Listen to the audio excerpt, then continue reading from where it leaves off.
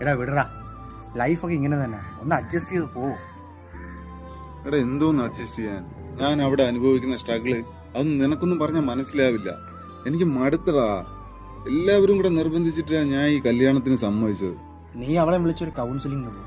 Life ഇങ്ങനെയൊക്കെ പറയുമ്പോൾ ചിലപ്പോൾ മാറും. ഞാൻ അനുഭവിക്കുന്ന സ്ട്രഗിൾ എനിക്ക് മാത്രമേ അറിയാവൂ. എന്തോന്ന് കൗൺസിലിംഗ് ഒന്നും ചെയ്തിട്ട് കാര്യമില്ലടാ.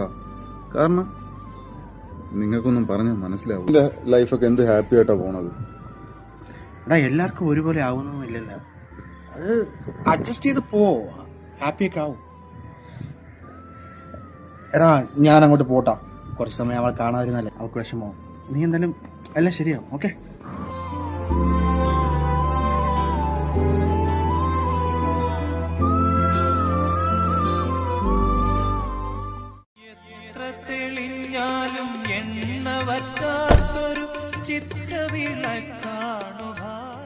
നിക്കടാ അവിടെ.